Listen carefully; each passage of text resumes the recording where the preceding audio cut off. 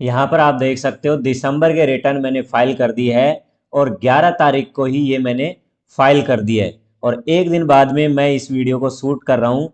यहाँ पर मैं रिटर्न डैशबोर्ड पर आता हूँ। यहाँ पर दिसंबर का मंथ मैं सेलेक्ट करने वाला हूँ और जैसे ही मैंने सर्च पर क्लिक किया तो आप देख सकते हो GSTR1 ऑलरेडी फाइल्ड यहाँ पर दिखा रहा है। तो बहुत ही सरल शब्दों में मैं सिखाने वाला हूँ दोस्तों, जीएसटी के पोर्टल पर बिना लॉगिन किए हुए डायरेक्ट टैली से किस प्रकार से मैंने इस रिटर्न को फाइल किया है। यदि आप बिल्कुल फ्रेशर हो तो आपको बिल्कुल अच्छे से समझ में आने वाला है। सारी चीजें एक एक मैं खुल के बताऊंगा कि किस प्रकार से आपको डायरेक्ट टैली से GSTR1 को फाइल करना है और बिना मैं आईडी पासवर्ड लॉगिन किए हुए इस रिटर्न को फिल करके बताने वाला हूं।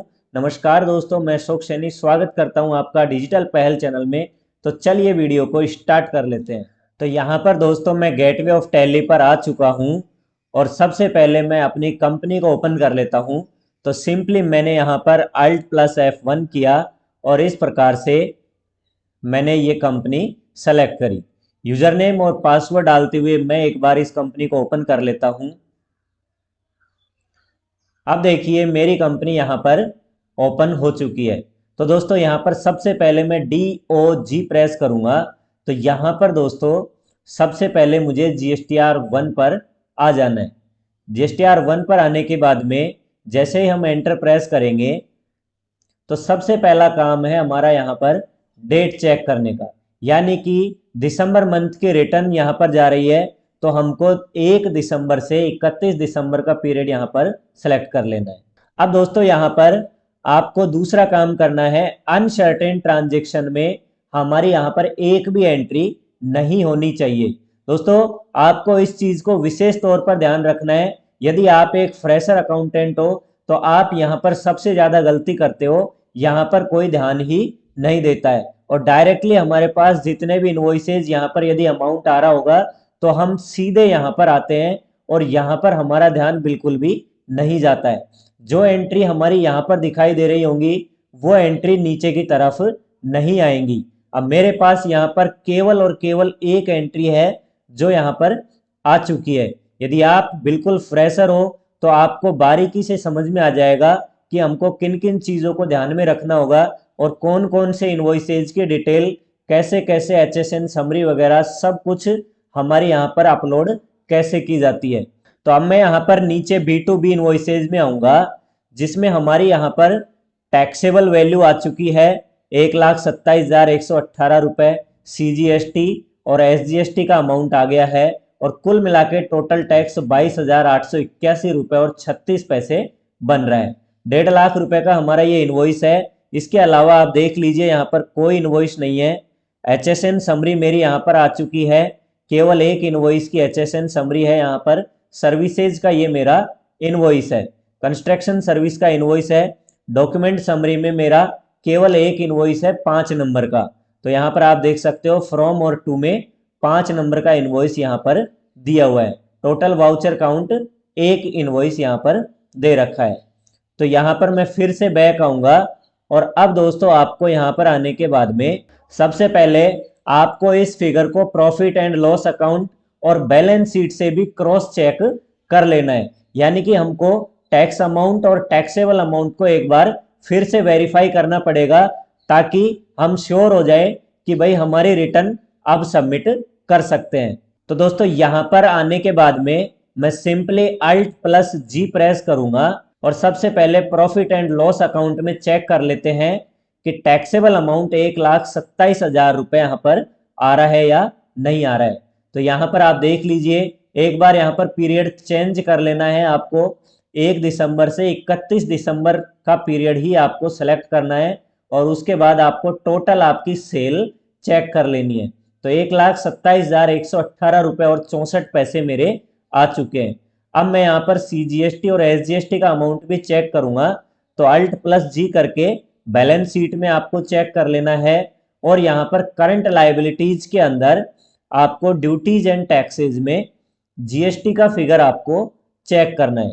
तो दोस्तों मैंने यहाँ पर CGST और SGST की लेजर यहाँ पर जो सेलेक्ट करी थी वो ये वाली है। मैं एंटर प्रेस करूंगा। इस प्रकार से आप देख सकते हो क्रेडिट साइड मेरा 11,440 रुपये 68 पैसे आ गया है। यहाँ पर भी आपको पीरियड का विशेष ध्यान रखना है। तो आप देख लीजिए मेरा अमाउंट मैच है। इसके अलावा आप CGST में आप आओगे और CGST में भी यहाँ पर इस प्रकार से पीरियड चेक करके चेक कर लोगे एक बार। अब दोस्तों आपको यहाँ पर एस्केप से बाहर आ जाना है। यहाँ पर दोस्तों करंट लायबिलिटीज का सेक्शन आपके पास यहाँ पर आने वाला है। मेरी तरह यहाँ पर इस तरह यहाँ पर नहीं दिखाएगा, क्योंकि कुछ ट्रांजेक्शन्स की रिकॉर्डिंग के मिसमैच की वजह से मेरे पास ये यहाँ पर दिखा रहा है। तो आपको आपके लैपटॉप में यहाँ पर टैली के अंदर करंट लायबिलिटीज और ड्यूटीज एंड टैक्सेज में GST लायबिलिटीज साइड ही दिखाने वाला है। तो सिंपली मैं यहाँ पर एस्केप करते हुए बाहर आ जाता हूँ। तो अब दोस्तों हम वापस से रिटर्न पर आ चुके हैं। अब हमको यहाँ पर दोस्तों सिंपली Alt+Z प्रेस करना है। तो Alt+Z प्रेस करते ही इस तरह से इंटरफेस ओपन होगा। तो यहाँ पर दोस्तों आपको सबसे पहले अपलोड GST रिटर्न पर एंटर करना होगा। अब दोस्तों यहाँ पर GSTR1 सेलेक्ट करेंगे। इस प्रकार से हमारे सामने यहाँ पर कोई भी डेटा नहीं है, क्योंकि ये नवंबर का है। तो Alt+F2 करके मैंने दिसंबर का पीरियड सेलेक्ट किया और यहाँ पर हमारे इनवॉइस दिखाने लग जाएंगे। तो दोस्तों आपको यहाँ पर अपना इनवॉइस एक बार फिर से चेक कर लेना है कि सारे के सारे इनवॉइस हमारे यहाँ पर आ गए हैं या नहीं आए हैं। अब दोस्तों आपको यहाँ पर सेंड ऑनलाइन बटन पर क्लिक करना है। यदि आप इसे ऑफलाइन एक्सपोर्ट करना चाहते हो तो मैं इसके बारे में पहले वीडियो बना चुका हूं। यदि आपने वो वाली वीडियो नहीं देखी है तो आप वहां जाकर उस वीडियो को देख सकते हो। सेंड ऑनलाइन करने से पहले दोस्तों आपको यहाँ पर अपना इनवॉइस कंप्लीटली चेक कर लेना है। HSN समरी यहाँ पर आप देख सकते हो आ गई है और डॉक्यूमेंट समरी भी हमारी यहाँ पर आ चुकी है। तो अब दोस्तों आपको सेंड ऑनलाइन बटन पर क्लिक कर देना है। इस प्रकार से यहाँ पर यस करेंगे और यस करते ही इस प्रकार से do you want to update GST user name, तो सिंपली हमको यहाँ पर यस करना है। और दोस्तों आपका जो भी GST के पोर्टल पर यूजर नेम है वो यूजर नेम हमको यहाँ से कॉपी कर लेना है। इस प्रकार से दोस्तों एंटर करने के बाद में यहाँ पर अपना यूजर नेम आपको मेंशन करना पड़ेगा। तो इस प्रकार से यूजर नेम डालने के बाद में एंटर करना है और यहाँ पर सेंड OTP बटन पर आपको क्लिक कर देना है। तो मेरे पास OTP आ चुका है और OTP डालने के बाद में हमको सिंपली यहाँ पर एंटर प्रेस कर देना है। तो आप देख लीजिए एंटर करते ही यहाँ पर हमारा डाटा GST के पोर्टल पर सक्सेसफुली अपलोड हो चुका है। अब दोस्तों आपको यहाँ पर एंटर प्रेस करके फिर से आना है और दोबारा से आपको Alt+Z करना है और यहाँ पर फाइल GSTR1 पर आना है। एंटर प्रेस करेंगे। एंटर करते ही यहाँ पर फिर से एक बार और एंटर करना है और यहाँ पर आपको दिसंबर का पीरियड सेलेक्ट कर लेना है।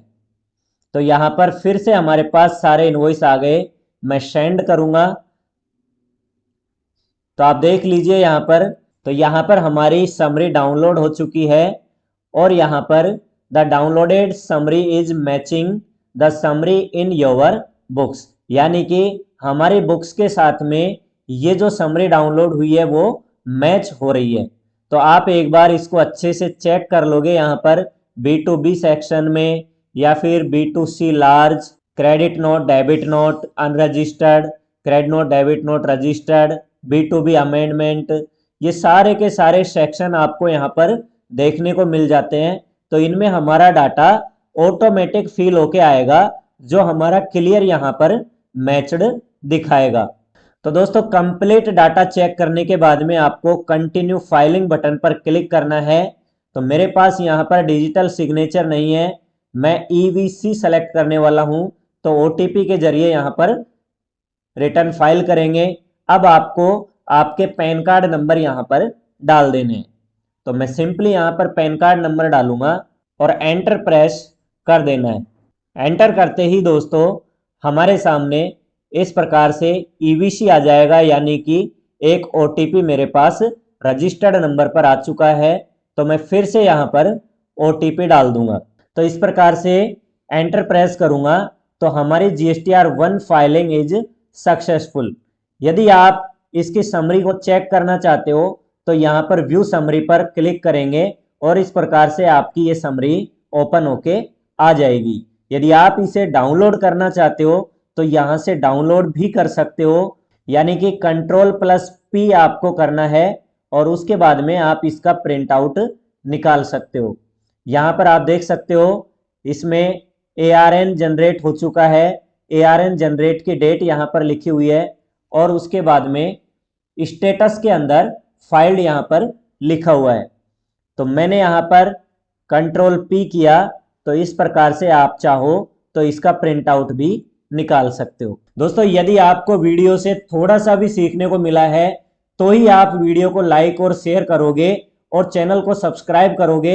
यदि आपको वीडियो पसंद नहीं आई है तो आप चैनल को बिल्कुल सब्सक्राइब मत करिए, और यदि आपको चैनल से कुछ सीखने को मिला है तो आप आने वाली प्रत्येक वीडियो को देखने के लिए चैनल को सब्सक्राइब करके बेल आइकन को जरूर प्रेस करोगे।